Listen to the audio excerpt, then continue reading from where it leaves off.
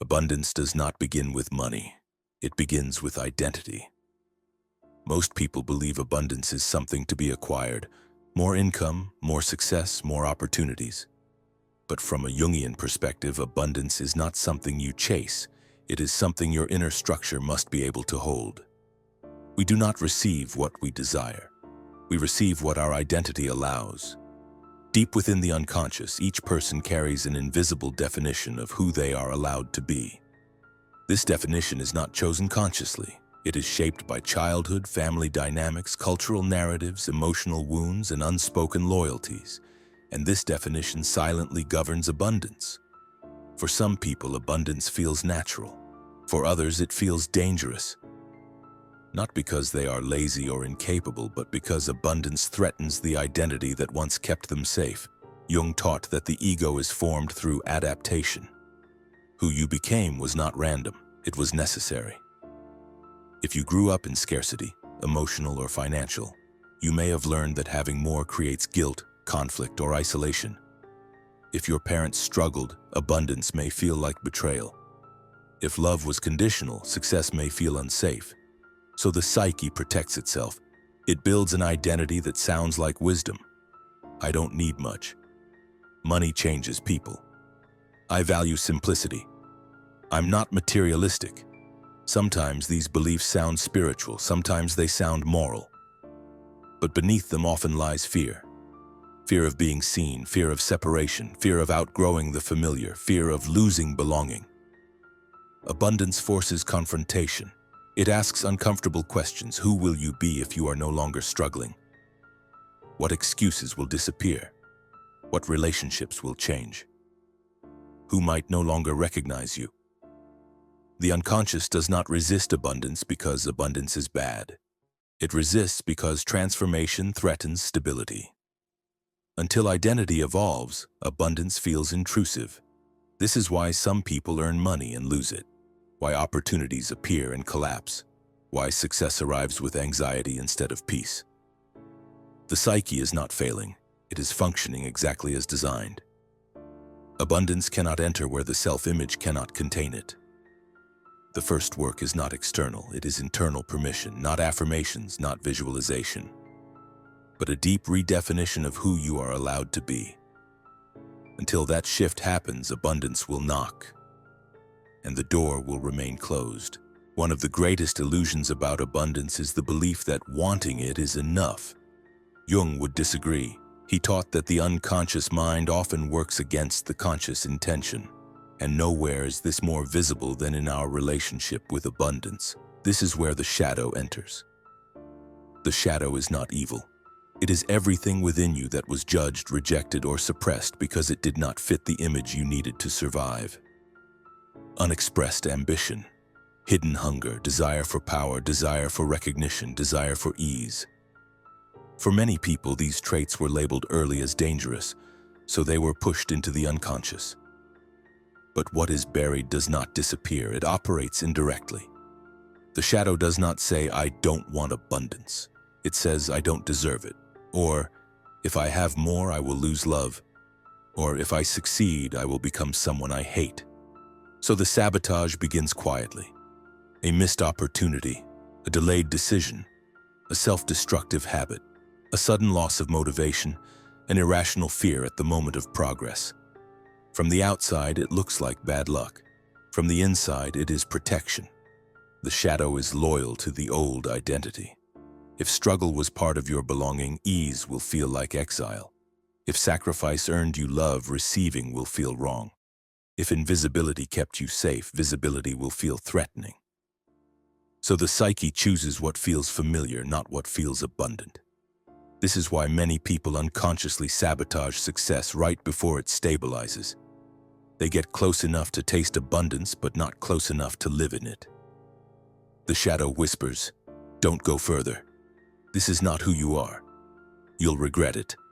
And because the shadow speaks in emotion, not logic, the conscious mind obeys. Jung warned that ignoring the shadow does not make it weaker, it makes it more powerful. The more you deny your desire for abundance, the more it controls you from behind the scenes. The more you pretend you don't care, the more it distorts your behavior. True abundance requires shadow integration. This means admitting uncomfortable truths. You want more. You want ease. You want freedom. You want to stop struggling. And there is nothing immoral about that. Abundance becomes destructive only when it is unconscious. When denied, it turns into greed, envy, or self-sabotage. When integrated, it becomes grounded and stable. The shadow does not need to be eliminated. It needs to be acknowledged. Until you can say, yes, I want abundance and I am no longer ashamed of that, your psyche will continue to block it. Because what you reject within yourself will always stand between you and what you seek in the world. Abundance does not ask for purity, it asks for honesty. And honesty begins where the shadow is finally invited into the light. One of the most overlooked barriers to abundance is not fear, discipline, or skill. It is loyalty. Not the loyalty you choose consciously, but the loyalty your nervous system inherited. Jung understood that the psyche does not exist in isolation. We carry our family history within us, not only as memories, but as emotional patterns and unconscious agreements. Many people unknowingly remain loyal to scarcity because abundance feels like abandonment. If your parents struggled, your success may feel like betrayal. If your family survived through sacrifice, ease may feel undeserved. If suffering was normalized, joy may feel foreign. So the unconscious asks a dangerous question. If I become abundant, who am I leaving behind? This is where abundance silently collapses. The psyche prefers belonging over prosperity. It would rather stay connected to pain than risk emotional exile. These loyalties are rarely spoken. They live in the body, not the mind. They appear as guilt when you earn more, anxiety when things go too well, a sudden urge to self-sabotage when stability approaches. You may hear thoughts like, they struggled, so who am I to have more? If I succeed, they'll resent me. I don't want to become distant. I don't want to change. But growth always changes the relationship to the past. Jung believed that individuation, becoming your true self, requires separating from unconscious identifications. Not rejecting your family, but releasing the obligation to repeat their wounds. Abundance does not dishonor your origins. Unconscious loyalty does. When you confuse love with repetition, you inherit pain as duty. You are not meant to carry what your parents could not resolve. You are meant to complete the cycle. True abundance often begins with grief. Grief for the version of you that learned to survive through limitation. Grief for the belief that struggle was proof of worth. Grief for the illusion that suffering keeps you connected. Letting go of scarcity can feel like loss because it dissolves an identity that once kept you close to others. But maturity asks a harder question. What if your growth is not abandonment, but evolution? What if abundance allows you to relate from wholeness instead of obligation? Many people block abundance because they fear becoming different. But difference is not disloyalty. It is differentiation. Jung warned that when we fail to individuate, we live out inherited destinies unconsciously, and we call it fate. Abundance requires a conscious break. I honor where I come from, but I refuse to repeat what harmed me. This is not rebellion, it is responsibility. You cannot heal a lineage by reliving its limitations. You heal it by transforming them. Abundance becomes possible when you release the unconscious contract that says you must suffer to belong. You are allowed to have more without losing love. You are allowed to succeed without betraying your past. You are allowed to live without carrying inherited scarcity.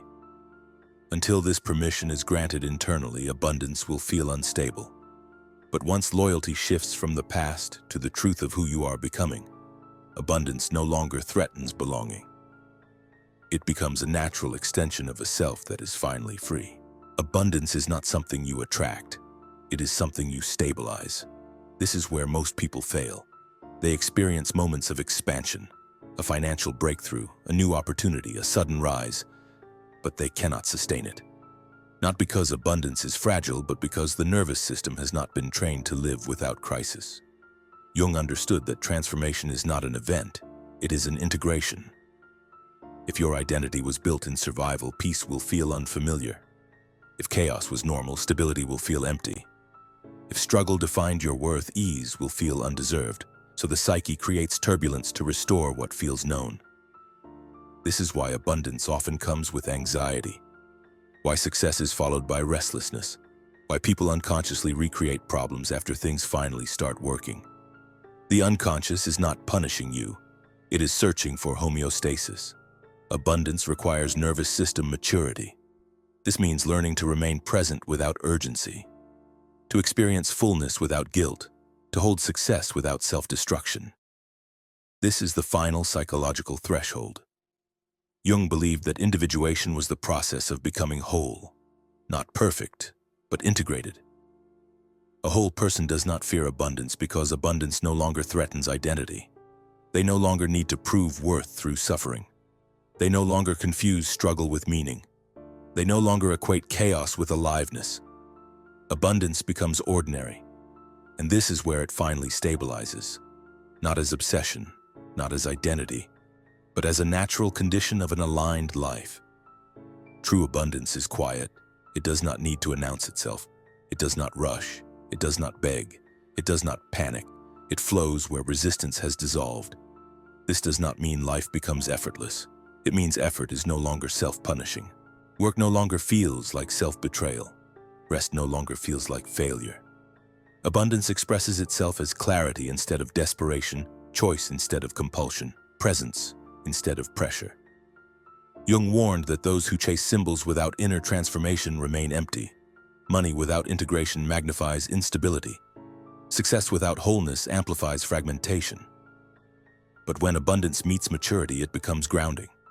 You no longer ask, "How can I get more?" You ask, "How can I live in alignment with what I already allow?" This is the quiet power few people reach, because it requires releasing identity, not acquiring more. Abundance becomes sustainable when you stop using it to fill psychological wounds. When you no longer need abundance to prove your value, it stops leaving. When you no longer fear losing it, it stops testing you. This is the paradox Jung understood. What is integrated no longer controls us. Abundance stays when it is no longer needed to define who you are, and at that point you are no longer seeking abundance. You are simply living from a place where abundance can exist.